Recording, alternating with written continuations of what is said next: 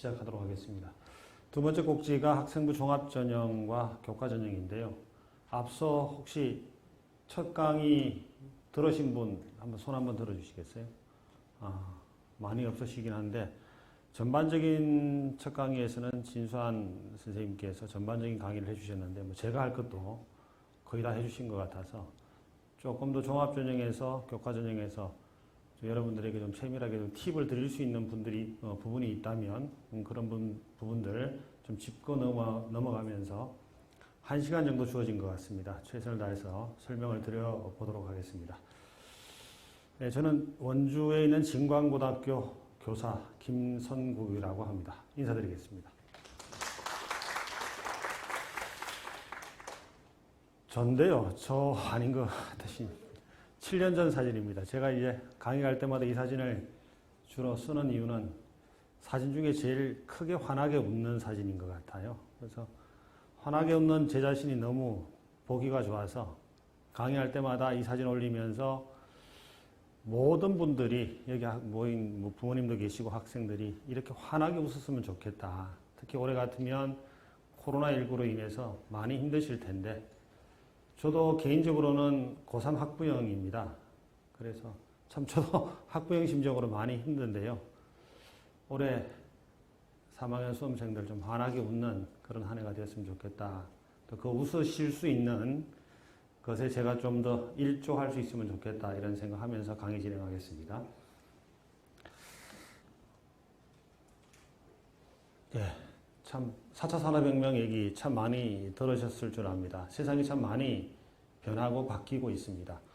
당장 올해만 해도 비대면이란 말들이 우리 생활 속에 깊숙이 들어온 것 같습니다. 옆에 누군가 모르는 사람이 오면 왠지 좀 꺼림직하고 마스크를 쓰지 않으면 좀 불안해지는 것이 6개월도 안 된 세월 속에 우리를 변화시킨 모습이 아닌가 싶습니다. 저는 좀 쉰이 좀 넘은 나이인데요. 그래도 제 때만 하더라도 IMF 전에 취직을 했었고요. 사회적인 변화를 그렇게 느끼지 못했고 한 가지 기술만 익히면 그래도 평생 먹고 사는 데는 별 지장 없는 마지막 세대가 저희 세대가 아닌가 싶은데 여러분들은 아마 직장은 아마 수두룩하게 바뀌어야 될 테고 직업 또한 적어도 한 서너 번 정도는 바뀌어야 되는 세상에 살 것 같습니다. 그럼 그런 세상에서는 어떤 역량들, 특히 학생부 종합전형에서 역량이란 말씀들을 많이 들으셨을 텐데 어떤 역량들을 길러야지 이 다변화되고 복잡해지고 빨리빨리 변하는 세상에서 대응할 수 있을까에 대한 고민들을 잠깐 해보고 지나가겠습니다. 몇 해 전 자료이긴 한데 시사하는 바가 큰 것 같습니다. 이거 보시면 고용노동부에서 나온 자료인데요. 전공별 초과 인력입니다. 대학을 졸업했는데 이쪽은 일단 보지 않겠습니다. 대학을 졸업했는 인력들 중에서 남아도는 인력입니다. 이렇게 많이 남아돌고요. 이건 부족한 인력입니다. 이쪽 분야가 부족하다는 얘기죠. 경영경제학과는 가장 많이 남아돕니다. 한 200개 대학 중에서 경영학과가 없는 대학은 제 기억에는 없는 것 같습니다.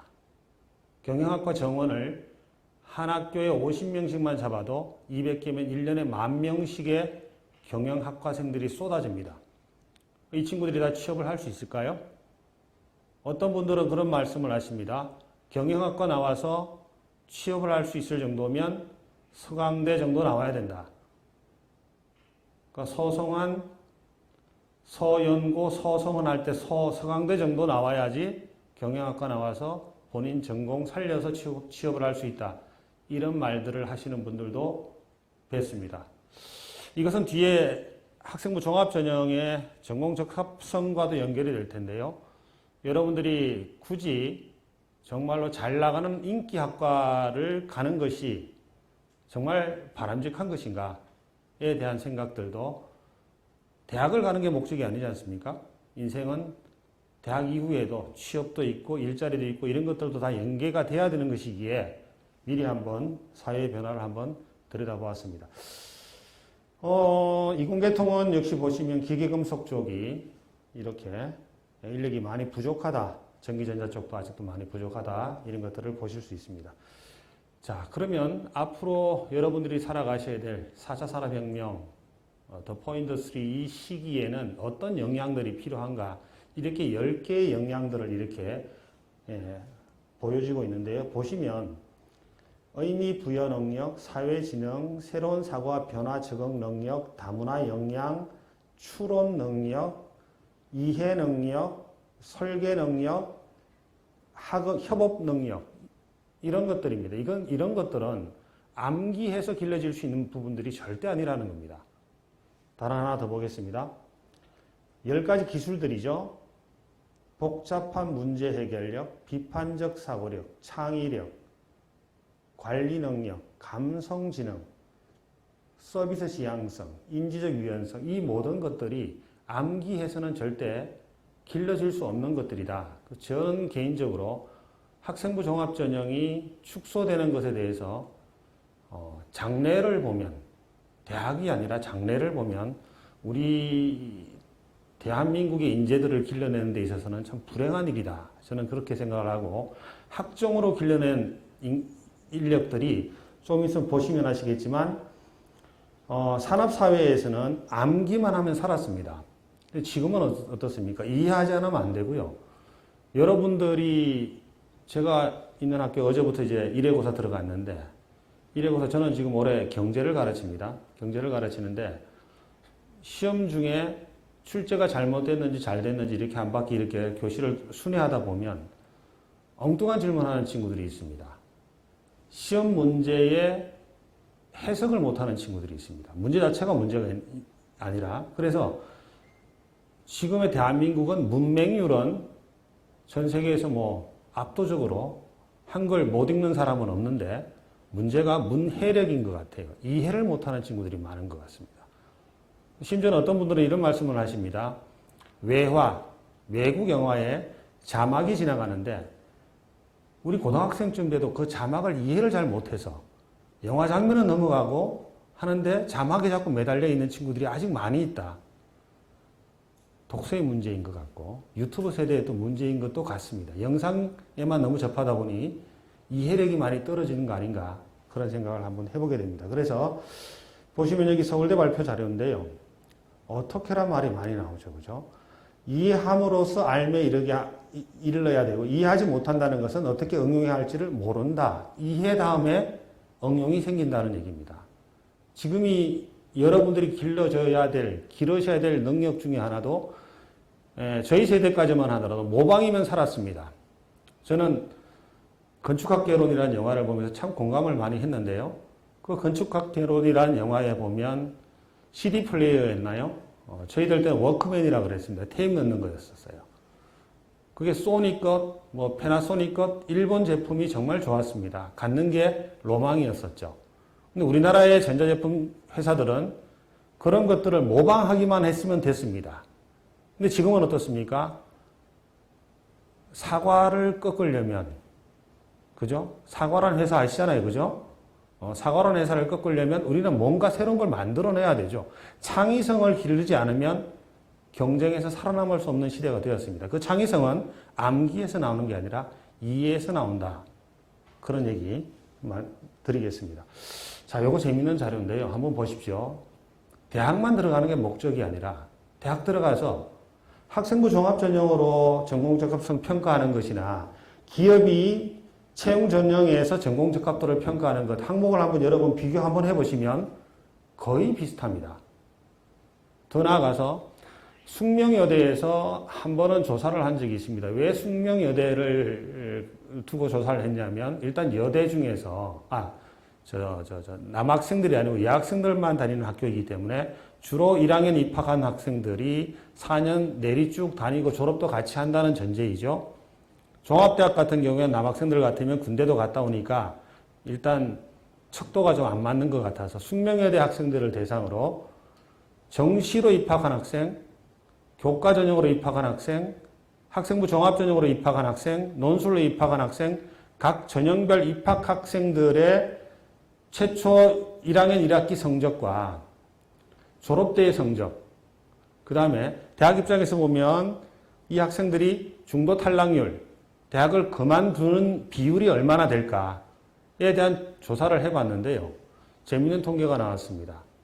학생부 종합 전형으로 들어왔던 친구들이 나갈 때도 소위 말해서 그 대학 성적 또 훌륭했고 취업도 이렇게 기업의 취업도 이렇게 되는 것이기 때문에 그 아이들은 벌써 기업에서 자기소개서 받을 때 고등학교 때 벌써 자기소개서 쓴 연습도 했고요. 기업에서 면접 볼 때 대학 가기 위해서 면접 준비 충분히 했고요. 그런 과정을 거쳤던 친구들이 기업의 취업도 높아지더라. 그런 통계들을 본 적이 있습니다. 한번 보시면 시사하는 바가 있을 것으로 생각이 되고요. 서울대 공대 교수님들한테 질문을 드려봤습니다. 가장 머리 아픈 게 이 물리 공대 교수님들이니까 내가 공대 교수인데 소위 말해서 서울대 공대 교수인데 어떻게 된 게 대학교 1학년 아이들한테 고등학교 물리를 가르쳐야 되냐. 기초학업 능력이 부족하더라. 그래서 서울대 공대뿐만 아니라 공대 교수님들은 물리 2를 이수하고 온 학생들에게 가점을 주는 것은 어제 오늘 일이 아닌 것입니다. 그럼 학생들 입장에서도 보면 물리를 되게 어려워하시잖아요. 근데 어려워하는데 만약에 본인이 공대를 간다 그러면 물리를 극복하셔야 된다. 어려워하는 만큼 물리 2를 했다면 가점을 받을 수 있다. 특히나 올해의 대입의 변화는 뭐냐면 학교 프로파일이 없어졌죠. 올해부터. 거기다가 블라인드 전형이 들어옵니다. 이 블라인드 전형에 대해서는 뒤에서 말씀드릴 기회가 있을지 모르겠습니다만 미리 말씀드리면 아주 우리를 힘들게 하는 전형이죠. 특히 강원권 학생들에게는 프로파일이 폐지가 되고 블라인드가 됐다는 것은 우리에겐 불리합니다. 분명히. 예를 들면 프로파일이 들어갔으면 그 학교에 예를 들면 춘천고등학교 아이가 서울대를 지원했는데 춘고에는 교육과정에 물리2가 없을 수가 있다고 가정을 해보면 그러면 춘고 아이라는 걸 알게 되고 이 아이가 봤을 때 물리2를 이수를 안 했어? 그럼 학교 프로파일을 봤더니 교육과정에 물리2가 없네. 그래. 그럴 수 있어. 학교에 교육과정이 없으니까 이수를 못했어. 라고 인정하고 넘어가는 부분이지만 만약에 그 아이가 올해부터 학교 프로파일도 안 받고 블라인드 전형이 됐을 때 서울대를 공대를 지원했다면 서울대 공대의 위촉 사정관님이든 전임 사정관님들께서는 어떻게 평가하시겠어요? 이 친구 물리2 안 했어. 일단 자격이 안 되는군. 감점연이 된다는 것이죠. 이런 것들 한번 봐주셨으면 좋겠다. 자, 대입의 변화입니다. 작년 11월 28일 날 우리 교육부 장관님께서 공정성 강화 방안, 투명성 강화 방안을 발표를 하셨는데요. 당장 올해 여러분들에게 영향이 있는 것은 블라인드 전형인 것 같고요. 나머지 이제 2022부터 여러분이 재수를 하면 안 되는 이유들들, 올해 모든 것을 해결하셔야 되는 이유들도 바로 여기서 나옵니다. 그죠?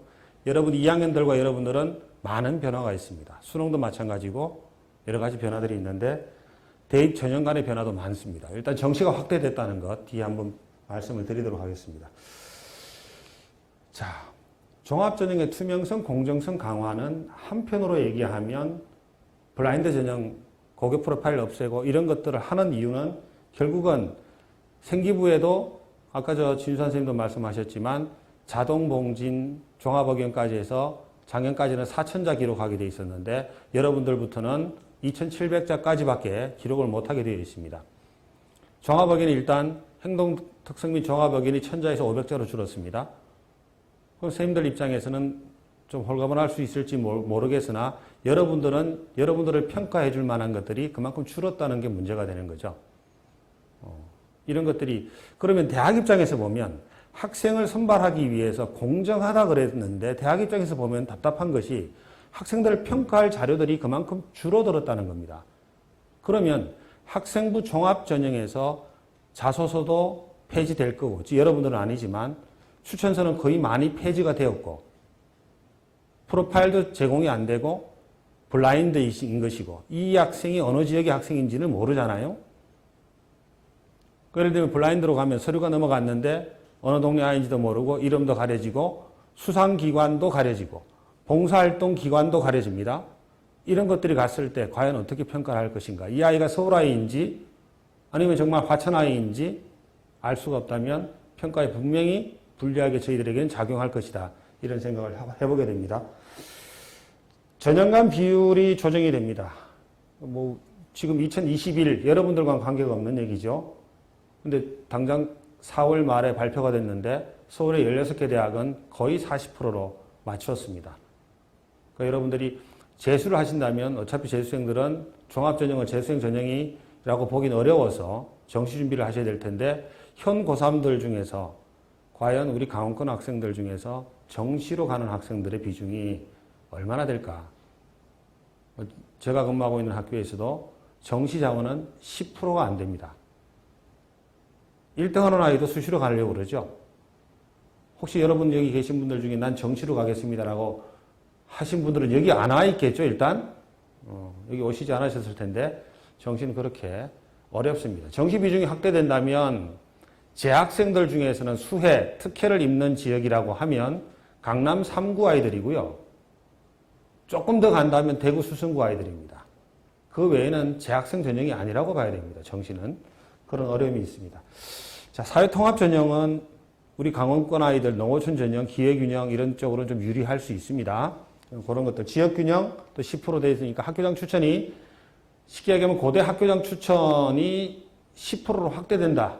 서울, 경기, 인천에 있는 대학들에 한해서.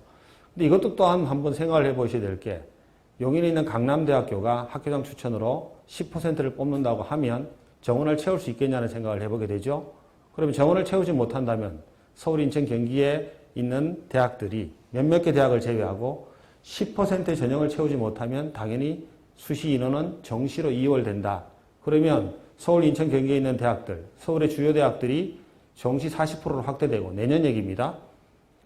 농어촌이나 학교장 추천에서 10%씩인데 이걸 채우지 못한다면 정시 인원은 50%까지도 확대되는 학교들이 많아질 거다. 그래서 여러분들이 내년 되면 재수하기가 더 어려워진다. 올해 무조건 결판을 내야 된다. 이런 말씀을 드려봅니다.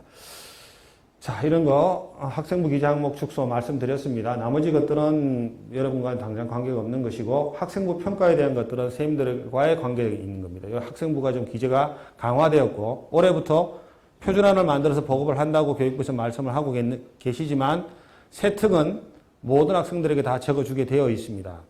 특히나 6월 9일이었습니까? 며칠 전에 연세대학교에서 보도자료를 발표했습니다.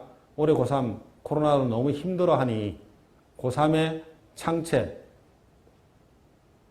수상 반영하지 않겠다. 문제는 연대만입니다. 지금 동국대, 성균관대도 지금 발표를 준비하고 있는 것으로 알고 있고요. 서울대는 세 개가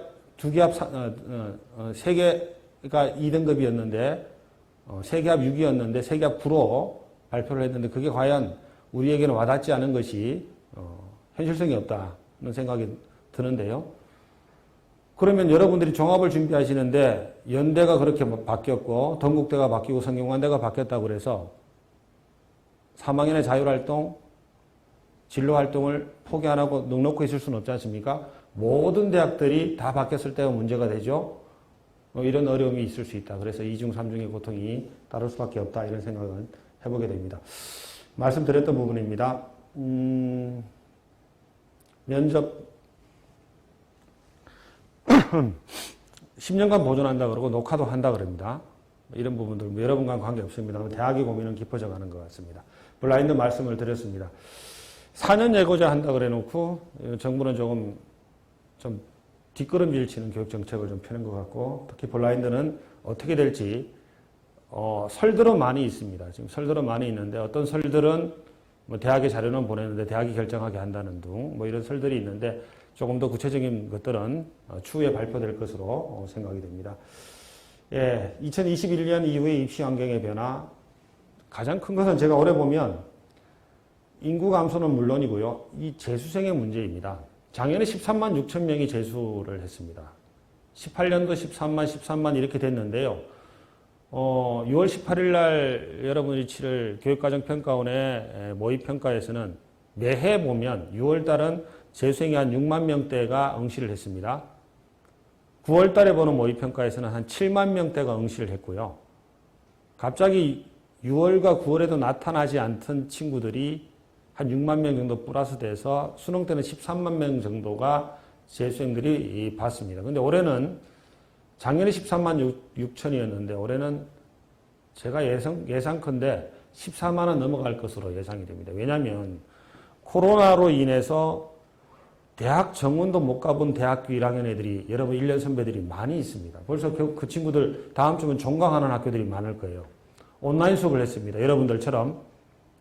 여러분 온라인 수업 열심히 들으셨겠지만 대학생들 중에서는 온라인 강의 틀어놓고 수능 특강 듣는 친구들도 꽤 있는 것으로 알고 있습니다. 재수학원이 작년 12월부터 붐볐다는 얘기는 어제 오늘 얘기가 아니죠.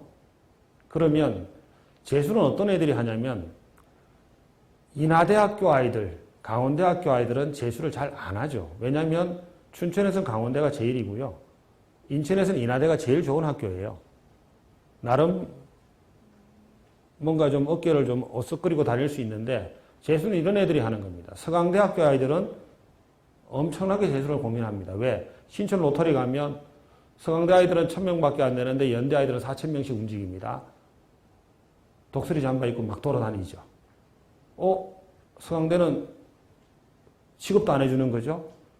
서강대를 들어간 아이들 같으면 정시 같으면 연대 아이들하고 수능 문제 두세 문제 차이입니다. 재수한다는 생각을 하게 됩니다.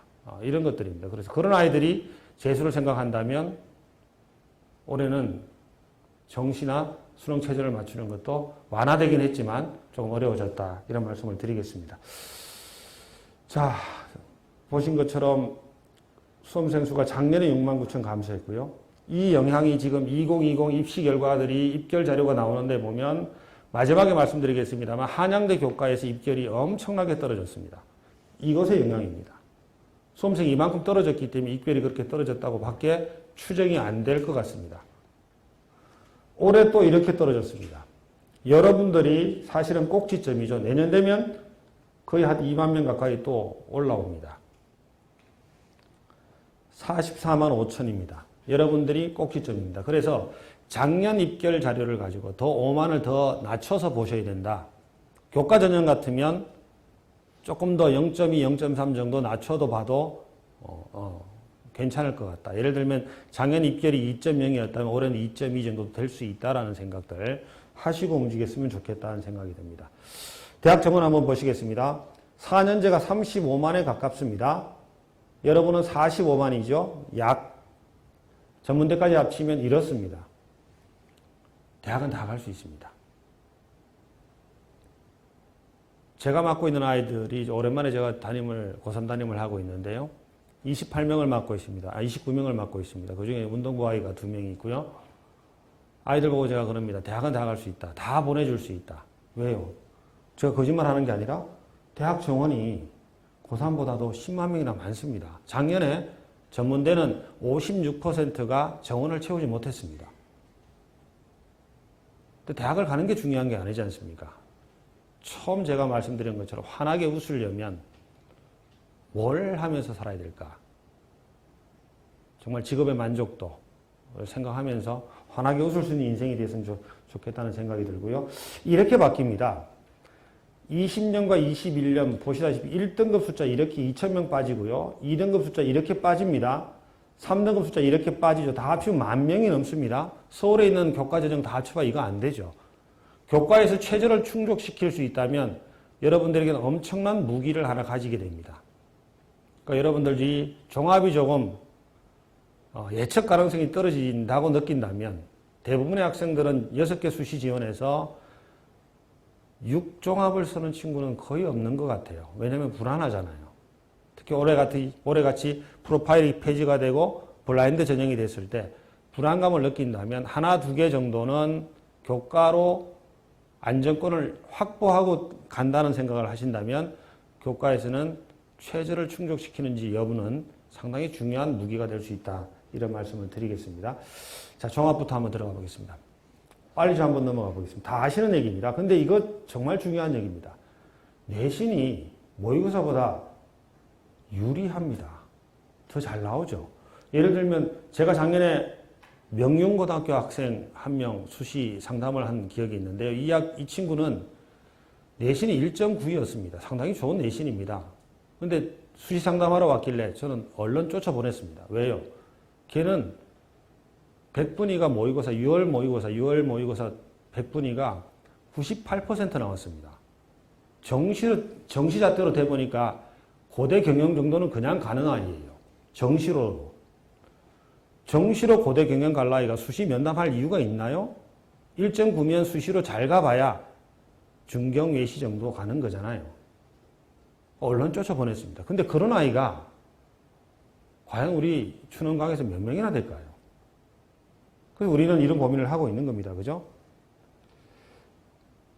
모의고사가 또 중요하다는 이유가 정시 갈 선 이상 가는 게 수시의 의미잖아요.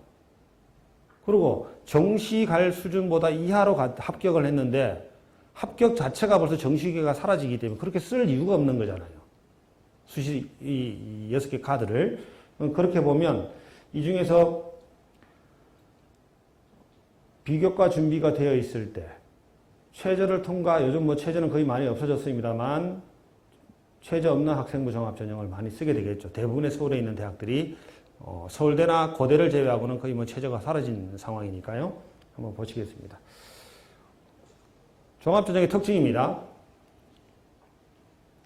서울에 있는 대학들은 한 45% 정도 종합으로 뽑습니다. 전국을 기준으로 했을 때 22%인데요. 인재상 반드시 보셔야 됩니다. 어떤 데는 우리 강원권의 춘천 같은 경우에도 뭐 학생부 종합전형 길라잡이라는 책이 잘 나와 있잖아요. 반드시 보셔야 되고요. 인재상을 보셔야 되는데 고3 친구들이 가장 어려워하는 것이 뭐냐면 자기소개서인 것 같아요. 매년 보면 자소서 준비하다가 6월 모평, 9월 모평 날리는 친구들 많이 봤습니다. 그러니까 자소서를 하나만 가지고 그냥 6개 대학 그냥 지원하는 애들이 많아요. 왜냐하면 시간에 쫓기기 때문에. 근데 서울대가 바라보는 인재상과 고려대가 바라보는 인재상은 다르고 서울대에서 경영학과에서 바라보는 인재상과 서울대에서 농경제학과에서 바라보는 인재상은 분명히 다르죠. 그러니까 기본적인 자소서를 써놓고 쉽게 얘기하면 제가 이 양복 마이를 입는 것 이렇게 강의할 때는 마이를 입지만 운동할 때 운동복 갈아입는 것처럼 저는 바뀌지 않는데 상황에 따라서 패션은 바뀌어야 되잖아요. 그죠? 그런 것처럼 인재상도 바꿔줘야 되는데 그런 시간들을 못 갖더라는 겁니다.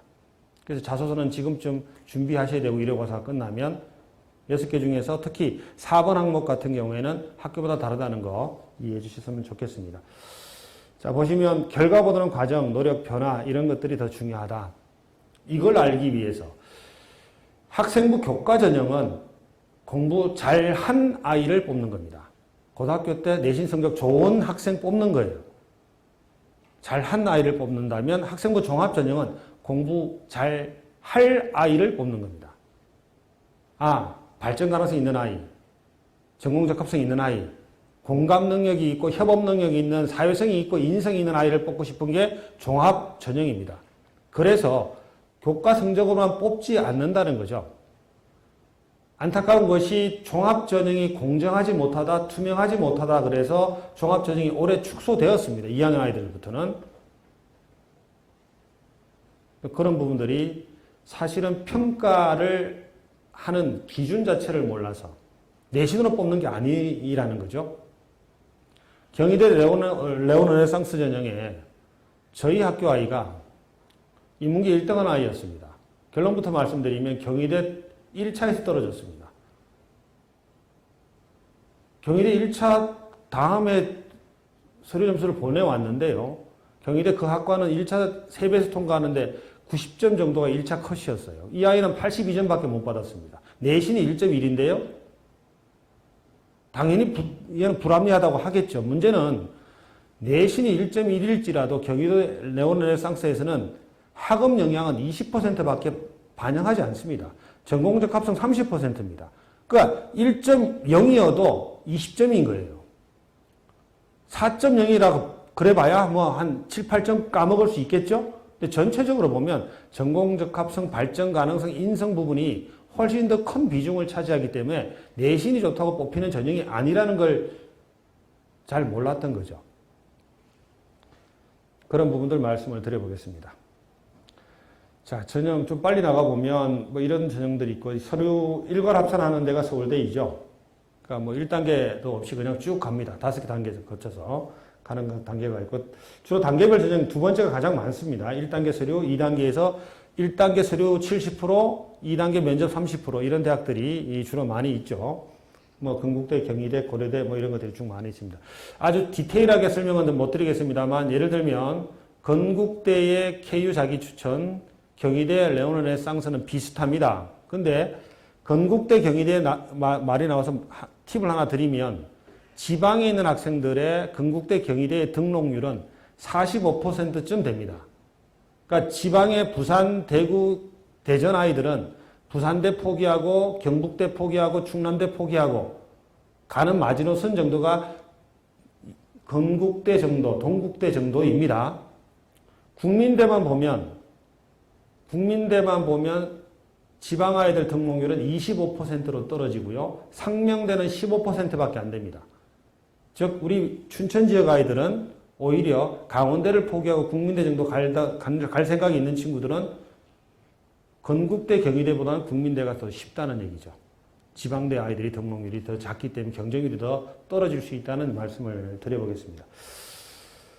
자, 뭐 이거 보면 여기 경북대 모바일 과학 인재, 뭐 연세대학교에서도 이번에 뭐 계약학과 만들었던데요. 이것도 계약학과입니다. 여기 나오면 모바일 쪽으로 삼성전자 바로 들어가는 거죠, 그죠? 그런 겁니다. 이런 데는 이제 최저를 뒀습니다. 그러니까 수가해서 합 3등급 이내 최저를 뒀고요. 나머지 최저 있는 데는 별로 없죠. 고려대가 지금 일반 전형. 고려대는 참 역행하는 학교인 것 같습니다. 4개 합 7, 8입니다. 가능합니까 이거? 전 이거 맞출 아이들은 없을 것 같아요. 그죠? 어렵습니다. 그죠? 이런 어려움들이 있는 것 같고. 교대들이 지금, 종합인데도 불구하고, 최저를 두고 있습니다. 한번 보시면 되겠습니다. 많이 보셨던 내용인데, 정리하면 이렇습니다. 학생부 종합 전형은 학업 역량 발전 가능성 전공 적합성 인성을 뽑는데, 대학은 이런 얘기 합니다. 전공 적합성이다? 아니, 고등학생이 무슨 전공에 맞춰서 뭘 하겠냐는 거죠. 원자력 공학과 가는 애들은 전공 적합성을 도대체 어떻게 맞춰야 됩니까? 원자력 발전소 구경 한번 가면 전공 적합성을 맞춘 거예요? 원자력에 관련된 독서 몇 권 하면 전공 적합성 맞춘 겁니까? 자, 원자력 관련 동아리는 어떻게 해야 되죠? 방법이 없습니다. 그래서 전공 적합성이라는 말보다는 계열 적합성이 더 맞다. 라고 대학에서 얘기합니다. 근데 대학은 왜 전공 적합성이라는 말을 쓰냐? 이해를 돕기 위해서라고 얘기를 합니다. 그러니까 고등학생들이 이해를 돕기 위해서라고 하는데 좀 폭넓게 바라볼 필요도 있겠다. 이런 말씀을 드리겠습니다. 이 4가지를 그러면 결론은 어떻게 맞춰야 되냐? 많은 슬라이드들이 있습니다만 뭐 이런 것들 역시 종합의견들이 중요하다는 이런 얘기들도 하는데 서울대는 이런 것들 너무 복잡합니다. 고려대는 이런 것들 올해 개정교육과정에는 기하가 들어가고 있는데 사실 수능에서는 또 기하가 빠졌죠. 올해 기하가 빠졌기 때문에 자연계에서는 재수생들은 더 달려들 거다. 작년에 14만 6천이었다면 올해는 14만이 넘어갈 거다. 그러니까 자연계 아이들은 특히 1, 2, 3등급 받기는 더 어려워졌다. 어떻게 보면 그런 생각을 하게 하는 것이죠. 기왕 말이 났으니까 더 한마디 더 말씀을 드리면 재학생과 졸업생의 수능의 격차라는 것이 왜 벌어질까 한번 생각을 해보세요. 여러분들은 탐구에서 뭔가를 한번 해보고 싶어 하시잖아요. 최저를 맞추고 싶어 하시잖아요. 탐구에서 최저를 맞춘다는 것은 내가 쉬우면 재수생은 더 쉽죠. 여러분 지금 1회고사 기간이잖아요. 1회고사에 지금 시험은 이거 보시잖아. 그렇죠? 대부분 2과목 보십니다. 그죠? 근데 수능은 뭘로 보시죠? 1과목 수능 봅니다. 그죠? 그럼 재수생들이 지금 뭐 하고 있습니까? 수능 완성책 나와가지고 수능 특강 가지고 벌써 한 2바퀴 돌렸고 수능 완성 가지고 지금 풀고 있어요. 여러분들은 수능 2과목 지금 공부하고 계실 때 재수생은 1 가지고 지금 2바퀴, 3바퀴 돌리고 있습니다. 그렇다면 과연 여러분이 쉽게 생각하는 탐구를 재수생은 더 쉽다는 얘기입니다. 2017년 자료 가지고 어떤 분이 통계를 내셨던데요. 그때 2017년에 재수생은 22.7%였습니다. 23%였는데 그 23%인 재수생이 국어 영역에서 3등급 이내, 1, 2, 3등급 받은 비율은 35%였습니다. 수학 가형에서는 23%의 재수생이 수학 가형 1, 2, 3등급은 41%를 차지했어요. 과탐은 어땠을까요? 과탐은 23%의 재수생이 3등급 안에 43%를 차지했습니다. 이것이 재수생의 힘입니다. 그래서 여러분들이 최저를 탐구해서 맞추겠다 생각하시면 큰 오산일 수 있다. 물론 노력 여하에 따라 달라지겠지만 전체적으로는 그렇습니다. 그럼 탐구 뭘로 맞춰야 되냐? 제가 보기에는 영어는 필수입니다. 왜? 재수생과 경쟁 안 하잖아요. 작년 같은 경우 국민대에서 영어를 뺐는데요. 최저에서 교과전형에서 올해 국민대 최저 영어를 넣었죠. 대부분의 대학들이 영어를 최저에 넣고 있습니다. 그래서 혹시 여러분들이 혹시가 아니라 최저를 맞출 생각이라면 정말 영어는 끝까지 가져가셔야 된다. 왜? 절대평가기 때문에 그렇습니다.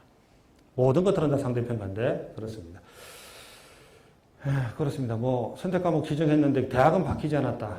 이런 얘기입니다. 진로희망 분야 고등학교 교육과정은 지금 바뀌고 있지만 대학에서 인재를 뽑을 때는 그냥 그 인문계열입니다. 그냥 자연계열입니다.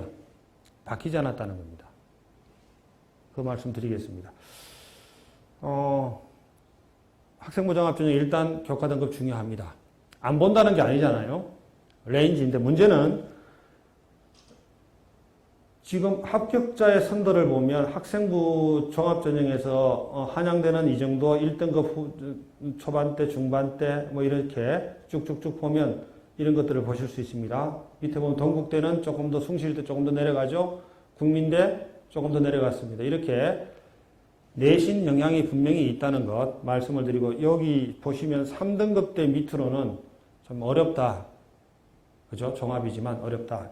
분명히 그렇습니다. 왜 그러냐면 교과 세특이 지금 여러분들도 마찬가지입니다만 교과 세특이 한 과목당 500자씩 적을 수 있고 보통 한 학년에 8과목 정도 배운다면 한 4,000자 정도 교과 세특을 적을 수가 있습니다.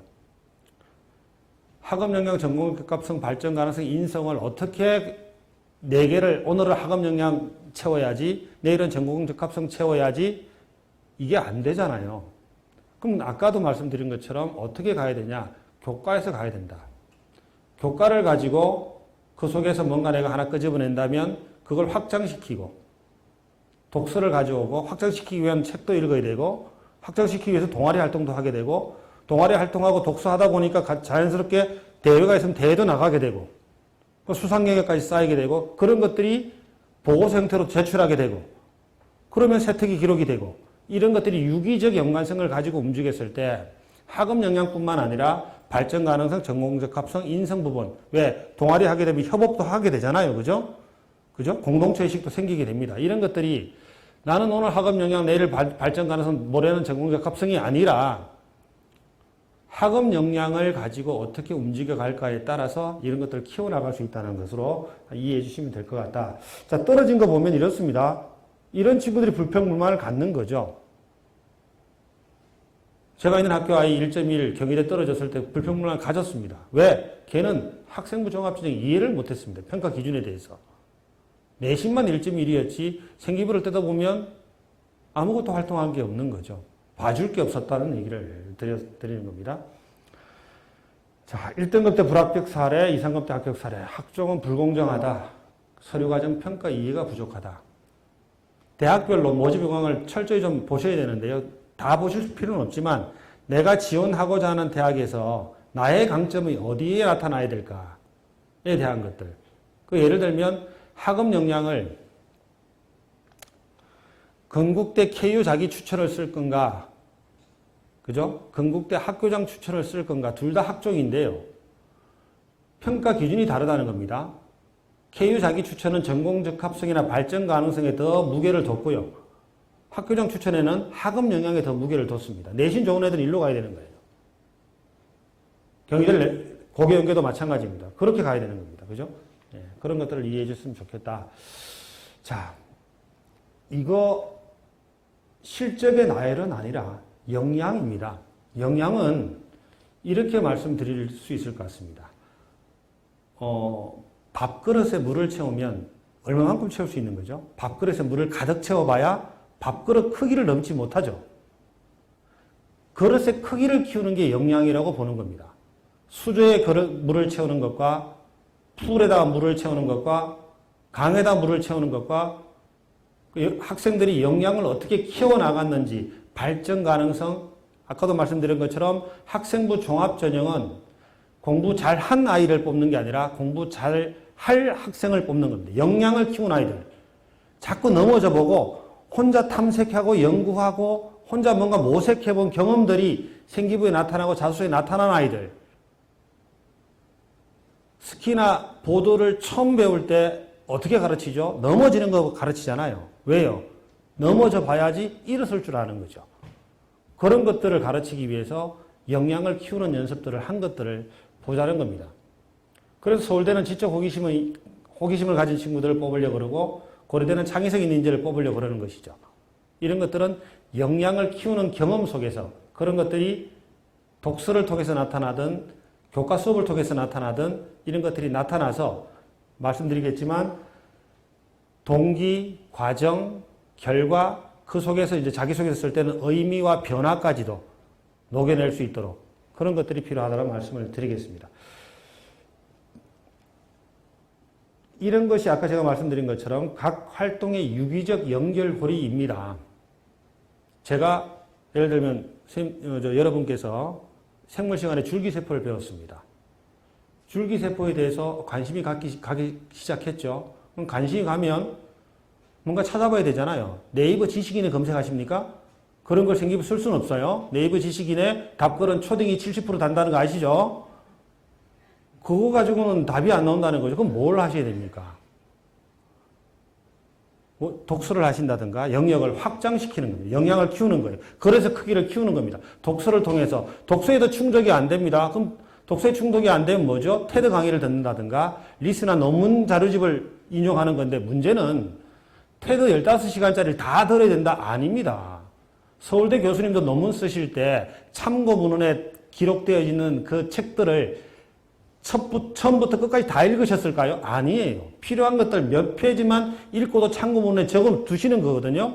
여러분도 마찬가지입니다. 테드 강의 15시간 다 듣는 게 아니라 필요한 그 부분만 듣고도 듣는 거죠. 거짓말이 아니잖아요. 필요한 것들입니다. 논문들 다 읽으라는 얘기가 아니라 필요한 것들만 읽는 거죠. 그런 것들을 통해서 역량을 키워나가는 연습이 필요하고 이랬을 때 그것이 독서로 역량이 번져지고 동아리로 번져지고 세턱으로 번져지면 이것이 한양대가 생각하는 횡단적 횡단 평가인 것이죠. 다른 학교들도 마찬가지입니다만 전부 유기적으로 연결되는 부분들이라는 거죠. 학생부 종합전은 이렇게 준비하셔야 된다는 겁니다. 심리학과입니다. 근데 왜 학생들은 심리학과를 이렇게 인문계 아이들은 고집을 하는지 모르겠고 자연계 아이들은 왜 생물학과 그렇게 고집을 하는지 모르겠어요. 아까 말씀드린 것처럼 과에 대한 생각들 경영학과 남아돈다 그랬잖아요. 한번 바꾸실 필요 있다 말씀을 드립니다. 왜냐하면 2019년도에는 중앙대에서 심리학과 경쟁률이 다빈치 경쟁률이 70대 1이었습니다. 심리학과. 미디어 커뮤니케이션 96대 1이었습니다. 아니 미디어 커뮤니케이션 나오면 PD 됩니까? 나영석이란 PD 혹시 아나요? 1박 2일에? 지금은 뭐 하죠? 삼시세끼 하나요 요즘? 나영석 PD 혹시 전공이 뭔지 아시나요? 아시는 분? 행정학과 출신입니다. 연세대학교 행정학과 나왔어요. 여러분들 다 아시는 얼마 전까지 앵커 하시다가 관두셨잖아요. 지금 사장 하시는 JTBC의 손석희 사장. 전공이 뭐죠? 국문과 나왔습니다. 전혀 관계없다는 얘기입니다. 주크버그는 전공이 뭐예요? 페이스북의 주크버그는 심리학입니다. 심리학. 거기가 심리학이에요. 페이스북의 주크버그가. 스티브 잡스는 전공이 뭐죠? 철학입니다. 철학. 컴퓨터 했던 사람들은 그런 전공이죠. 오히려. 그럼 무슨 관계가 있을까? 저는 분명히 관계가 있는 것 같아요. 주커버그가 심리학을 했다. 물론 다른 것도 응용, 컴퓨터 관련도 했지만 상당히 소통하는데 심리를 이용하는 거잖아요. 페이스북 같은 경우. 그렇죠? 필요한 겁니다. 분명히. 그러니까 심리학에도 필요한 건 뭐죠? 통계도 필요합니다. 심리를 빅데이터로 뭔가를 만들어내고 사람들이 심리를 연구하다 보면 통계자료 필요하죠. 경영학과 뭐가 필요할까요? 오히려 경영은 경영 동아리 만들어서 활동했다가 중요한 게 아니라 정말로 외국어 능력이 필요하고요. 경영에도 데이터 처리해야 됩니다. 통계가 필요합니다. 경영학과 교수님들은 수학적 사고 능력, 되게 높게 평가한다는 겁니다. 그래서 여러분들이 전공에 대해서 적합하냐 안 하냐는 좀 더 심도 있게 바라보셔야 된다는 얘기를 드리고 싶은 겁니다. 자, 평가 사례들 한번 참고를 해서 대학에 나와 있는 것들이니까 좀 빨리 진행하겠습니다. 지적 호기심을 가졌으면 좋겠다는 얘기 드리고요. 자, 서울대 입학사정관 박주민 입학사정관 이런 얘기를 합니다. 어떻게 그래 네가 어떻게 공부했냐 그걸 알고 싶은 거예요. 생기부 속에서 자기소개서 속에서 학생부 종합전형에서는 뭐 그래 그거 다 한 게 결과물만 보고자 하는 게 아니라 과정평가잖아요. 과정평가. 수상이 한 30개가 40개가 중요한 게 아니라 그럼 어떻게 했냐고 과정이 뭐냐고 그래서 너의 역할은 뭐냐고 난 학생회장 출신이야 반장 출신이야 리더가 아니라 뭘 했냐고를 더 보고 싶은 거죠. 그래서 어떻게 보면 다 리더인데 요즘은 팔로십이 더 부가가치가 높다는 얘기를 합니다. 아, 난 잘 따라갔어. 따라가다 보니 이런 것들도 해줬어. 라는 얘기들도 하게 된다는 겁니다. 자, 이겁니다. 역량을 키우는 건 아는 것을 활용해 본 경험, 모르는 것을 탐구해 본 경험, 이런 경험들 속에서 우리는 역량을 키울 수 있다고 얘기를 하죠. 내가 아는 것을 점점 확장시켜보는 경험. 확장입니다. 몰랐습니다. 근데 호기심은 가요. 모르는 걸 자꾸 탐구해보는 거예요. 아까 말씀드린 것처럼 논문도 찾아보고 태도도 찾아보고 전문가 조언도 구해보고 이러한 흔적들이 많이 군데군데 남아 있어야 되고 이런 흔적들이 수상, 예를 들면 영어 말하기 대 금상을 탔다. 영어 말하기 대 금상 탄 아이가 동아리는 영어 동아리가 아무것도 없어. 영어 쌤이 세특에 한 줄도 안 적어줬어. 담임 쌤이 종합학기는 아무것도 안 적어줬어. 그러면 영어 말하기 대회 금상은 아무 의미 없는 활동이다. 평가의 대상에 제외되는 것이죠. 영어 말하기 대회 금상 탄 친구는 동아리도 했을 거고, 그죠? 자율활동에 뭔가를 했을 거고, 진로를 했을 거고, 그것이 자연스럽게 수상으로 녹아 들어갔고, 독서에도 뭔가 나타나게 되고, 이런 것들이 유기적으로 연결고리가 되었을 때 한양대가 생각하는 횡단 평가의 대상이 된다는 겁니다. 이것들이 많이 중첩될수록 학생부 종합전형에서는 합격 가능성은 높아집니다. 이런 활동들을 하셔야 된다는 얘기를 하는 것이죠. 말씀드린 대로 연결고리 확장성입니다. 넘어갑니다. 자, 테드 뭐 이런 것들입니다. 자, 학교생활분 분석인데요. 강화, 확장, 전환인데 여러분들 지금 고3이잖아요. 고3이면 저는 이 부분을 말씀드리고 있습니다. 마무리하셔야 됩니다. 특히 올해 지금 코로나 때문에 어려우시잖아. 그러면 이 부분을 마무리를 어떻게 할까? 꾸준히 하나의 전공을 통하여 희망하여 활동한 경우는 그 전공 그냥 밀어붙이셔서 가시면 되죠. 확장입니다. 확장성이 큰 경우, 전공 적합성보다는 계열 적합성에 맞는 경우, 인문 사회계열로 나가면서 다 괜찮은 경우, 그죠? 이런 경우죠. 이 부분이 문제인 거죠. 전환입니다. 이럴 때 뭘 어떻게 만들어줘야 될까? 이렇게요. 새로운 활동하는 것보다는 기록된 전공 관련 활동 중 우수했던 것을 세부적인 주제로 심화하는 게 더 중요하다. 3학년 때 새로운 것들, 세움을 팔 게 아니라 1, 2학년 때 생기부를 갖다 놓고 여러분들은 빨간 펜 한 5개 정도 준비하세요. 색깔 다른 걸로. 4개 정도. 학업 역량, 전공 적합성, 발전 가능성, 인성. 체크를 해보는 겁니다. 나에게 가장 부족한 게 뭔지. 생활기록부 떼달라고 말씀드려서 생활기록부 가지고 그걸 체크를 하셔야 됩니다. 그럼 난 부족한 게 뭘까? 학생부 종합 전형을 쓰긴 써야 되는데 나의 부족한 게 뭔지 잘 모르시잖아요. 모르시면 그때는 춘천에 계신 대입지원관들 계시잖아요. 찾아가세요. 면담을 신청하세요. 진학지원센터에 대입지원관님 홈페이지 들어가시면 대입지원관님들 면담 일정을 요즘은 올해부터 바뀌었습니다. 실시간으로 빈 시간들이 나옵니다. 요즘 야자도 안 하시잖아. 못 하시잖아. 그죠? 그렇게 찾아가셔야 됩니다. 질문은, 선생님들 수업을 하다 보면 질문을 듣는 순간 학생의 수준을 알게 되죠. 질문이 구체적일수록 대답도 구체적으로 할 수밖에 없습니다. 생활기록부 여러분들이 학업 역량, 전공 적합성, 발전 가능성, 인성을 파란색, 빨간색, 녹색, 파란 칠해 갔는데 도대체 저한테 부족한 게 뭡니까? 전공작업성이 부족한 것 같은데 저는 여기를 강화하기 위해서 어떻게 해야 됩니까? 독서를 채워야 될까요? 동아리를 채워야 될까요? 아니면 세특을 어떻게 해야 될까요? 그 세특을 준비한다면, 한 가지 팁을 드릴게요. 세특은 이렇게 하시면 어떨까요? 1회고사 끝났습니다. 끝나고 나면 여러분들 과목별 목차가 있잖아요. 대단원, 중단원, 소단원 있습니다. 나의 전공과 관련해서 내지는 내가 관심 있는 단원을 찾아서 그 단원에 대해서 연구를 한번 해보시는 거예요. 전공과 연결해서. 독서도 읽어보고 심화 탐구도 해보고 그 과정 속에서 그러면서 담당 교과 선생님과 상의도 드려보고 제가 이 부분에 관심이 있고 이렇게 해서 이렇게 보고서 한번 써보려고 합니다. 선생님.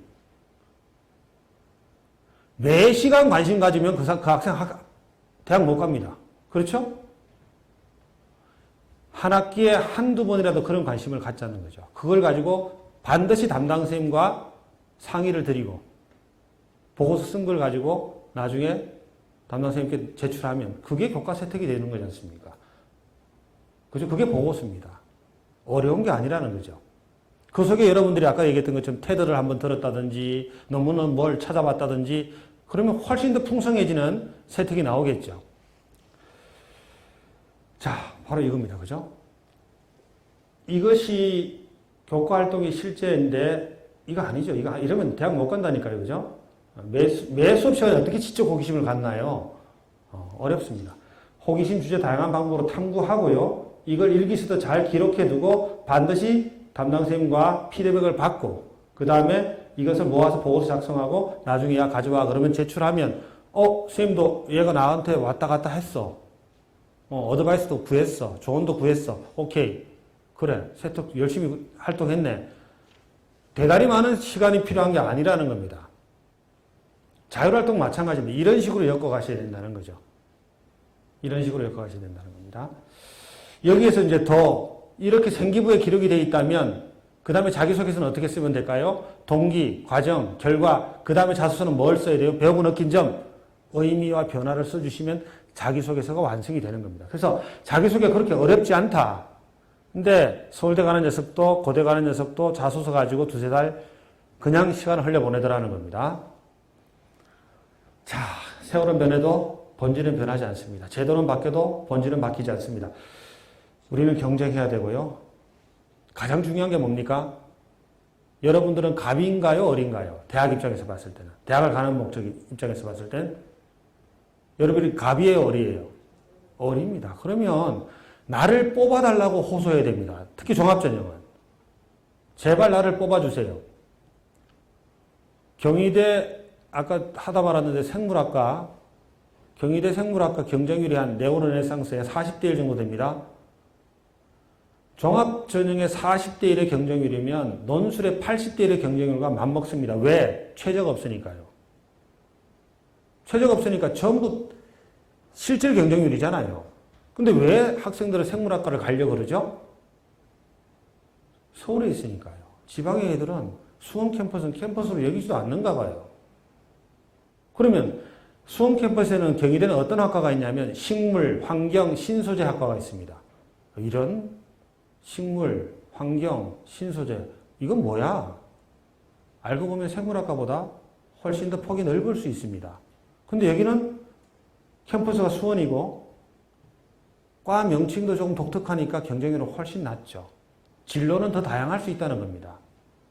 그 생각을 하셨으면 좋겠습니다. 지금 4차 산업혁명에서 농업 관련된 것들 앞으로는 먹거리가 크게 작용할 수, 축산 크게 작용할 수 있습니다. 축산 관련 학과 어디 있죠? 서울대, 그 다음에 건국대밖에 없습니다. 그 다음에 각 지방대학에 몇 군데밖에 없죠. 강원대 이런데. 그럼 축산 관련 학과 나오는 애들 그래봐야 1년에 경영학과는 10,000명씩 나온다 그러면 축산 관련 학과는 200-300명입니다. 200-300명. 물론 본인에게 맞아야 되죠. 전제하에서 그런 말씀 드려봅니다. 자, 교과는 빨리 한번 넘어가 보겠습니다. 최저 통과할 수 있냐 없냐에 따라서 최저만 통과할 수 있으면 큰 무기가 될 수 있다는 것 말씀을 드리겠습니다. 이런 대학들 16개 대학이 미실시하고 있습니다. 지금 서울대 뭐 이런 데 교과 안 뽑습니다. 내년에도 보니까 교과를 서울대가 40% 수능을 40%인데 교과도 좀 뽑아라 그랬더니 지역균형에 안 뽑고 있죠. 계속 버티고 있습니다. 자, 교과의 특징은 이렇습니다. 위주 전형인데 50% 이상이면 교과 위주 전형인데요. 지금 보면 뭐 반영 과목, 반영 비율, 이수 단위. 교과를 지원하실 때는 반드시 그 대학의 반영 과목이 뭐가 들어가, 전 과목이 들어가는지, 아니면 구경 영역별, 구경 수탐 영역별 최고 상위 3개, 상위 5개, 학교마다 반영 과목 수가 다 다릅니다. 그러면 나는 전체적으로 내신이 2.5등급이야. 근데 그건 전체 내신인 거고요. 대학별 환산하면 다 달라질 수 있는 겁니다. 전체 내신 중에 내가 수학을 2학년 1학기 때 확 망쳐가지고 4등급이 나왔어. 5등급이 나왔어. 그럴 수 있죠. 한 과목 때문에. 한 과목 때문에 훅 쳐지는 친구들은 전 과목 반영대학보다는 교과별 몇 개 영역 반영대학이 훨씬 유리하겠죠. 그래서 대학별 환산 점수 반드시 반영 과목을 확인하셔야 되고요. 반영 비율도 확인하시는 게 좋죠. 요즘은 뭐 유니브 같은 데는 다 그냥 비율이 뜨기 때문에 자료 한 장 뽑아보면 다 아실 수 있는 건데, 뭐 100인지 20대 40대 40인지 이런 것들 확인해 보시는 게 반드시 필요하다. 교과전형의 특징 이렇습니다. 경쟁률 낮습니다. 종합은 보통 서울권 같으면 15대 1, 20대 1 되는데 교과는 한 5대 1에서 10대 1 안쪽입니다. 그죠? 그래서 경쟁률 낮고 최초 등록률 낮다는 얘기는 다 도망간다는 얘기입니다. 왜? 교과는 베이스로 찍고 종합 쓰는 친구들이 많죠. 그래서 종합은 더 좋은 학교들 쓰니까 종합 붙으면 교과 있는 학교 안 가니까, 그죠? 최초 등록률은 낮습니다. 중원 합격률 당연히 높게 되겠고요. 2월 인원도 상당히 많습니다. 좀 이따 보시겠습니다. 대표적으로 이런 학교입니다. 광운대입니다. 최저 없습니다. 근데 광운대가 최저 없어서 광운대 입결 자료를 보면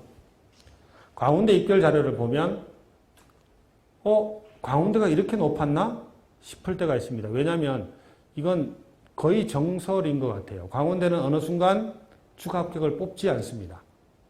왜? 뽑지 않고 니달 정원을 채우지 못하더라도 정시로 이월시킨다는 게 거의 정설인 것 같아요. 왜? 이 3.0 정도인데 갑자기 그 밑에 해보니까 3.5예요. 학교 이미지 차원에서, 이미지 관리 차원에서 그렇게 하는 것 같습니다. 나머지 한번 보시면 될 것 같고요. 국민대가 말씀드리는 것처럼 작년에 2개 합 5였는데 올해 2개 합 6. 쉬워졌다고. 작년에는 영어가 포함되지 않았고 올해 영어 포함한 것입니다. 그런 차이들이 있습니다. 한번 보시면 되겠습니다. 쳐져 있는 데들 이렇게 있습니다. 시간이 흘러서 한번 이런 것들은 참조를 하시면 될 것 같고요. 경쟁률, 수도권 경쟁률 교과는 이렇게 빨간색으로 나타난 것들이 지금 떨어지고 있다는 걸 알 수 있습니다.